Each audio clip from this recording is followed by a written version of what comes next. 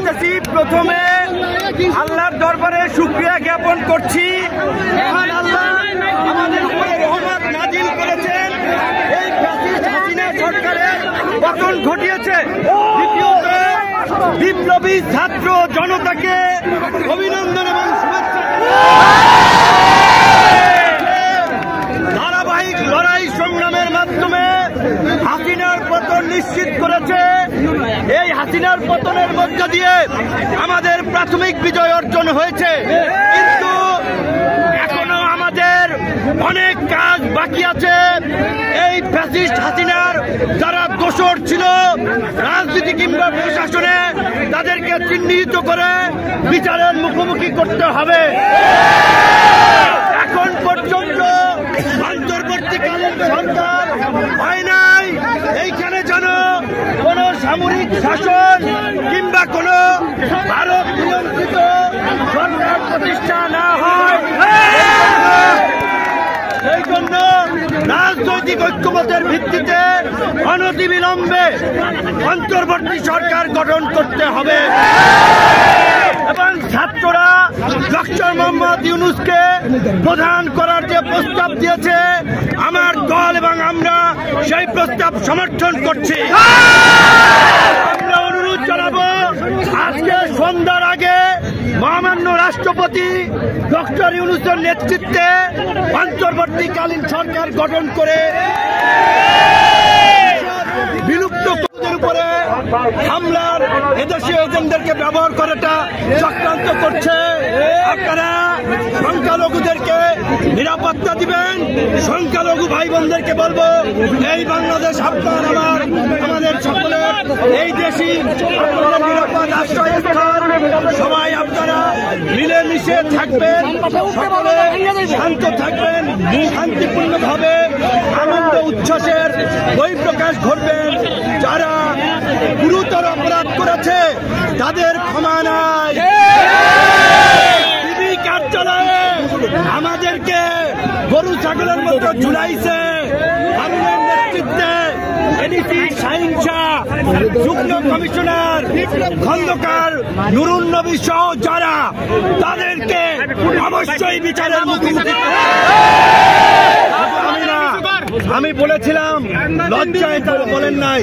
জামাতের secretary general থেকে শুরু করে ফুটবলার আমিনুল ভাই, নীরব ভাই, বিএনপি জামাত বিরোধী দলের নেতৃবৃন্দকে গরু ছাগলের মতো পিটাইছে।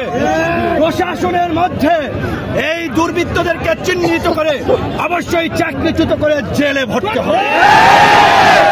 আপনারা গণ অধিকার পরিষদের নেতা কর্মীদেরকে বলবো, অন্যান্য এই আন্দোলন সংগ্রামে অংশগ্রহণকারী দল ছাত্র জনতার সাথে মিলেমিশে এলাকার শান্তি এবং স্থিতিশীলতা রক্ষায় কাজ করুন।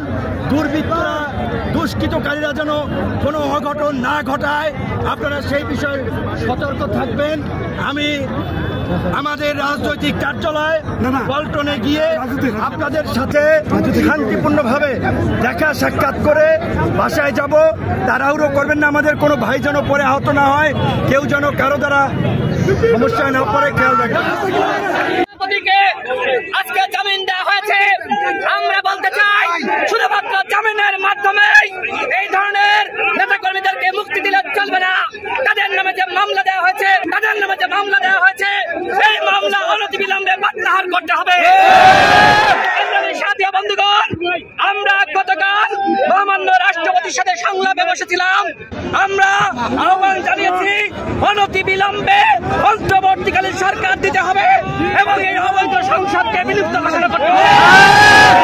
যদি এই সংসদ বিলুপ্ত না করে আরেকটি ১/১১ বানানোর ষড়যন্ত্র করা হয়, ফখরুদ্দিন মঈনুদ্দিন বানানোর ষড়যন্ত্র করা হয়, বাংলাদেশের জনগণ সেটি মেনে নেবে না।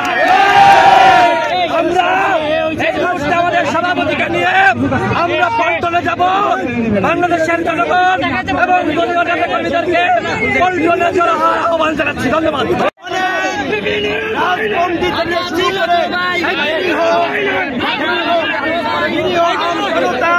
কারাবন্দী আছে, অনতিবিলম্বে নির্বাহী আদেশের মাধ্যমে তাদের সকলকে মুক্তি দিতে হবে।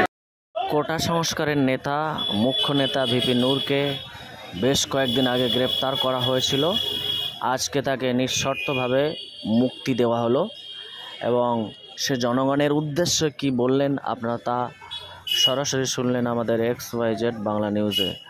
বাংলাদেশের জনগণ কি বললেন সেটাও আপনারা শুনলেন। সাধারণ মানুষের কত উচ্ছ্বাস তা আপনারা দেখলেন।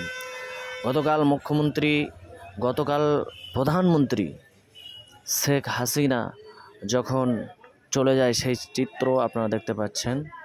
গতকালকের চিত্র আপনারা দেখতে পাচ্ছেন। শেখ হাসিনা কপ্টারে করে বেরিয়ে যাচ্ছে। সেনাপ্রধান তাকে মাত্র 45 মিনিট সময় দেওয়া হয়েছিল। তার ভিতর তিনি কলকাতার আকাশ হয়ে, আগরতলার আকাশ হয়ে দিল্লিতে পৌঁছালেন। সূত্রের খবর শেখ হাসিনা ভারতবর্ষেই আছে। শেখ হাসিনা ওর সঙ্গে তার বোন রেহেনা। আপনারা দেখছেন XYZ বাংলা নিউজ।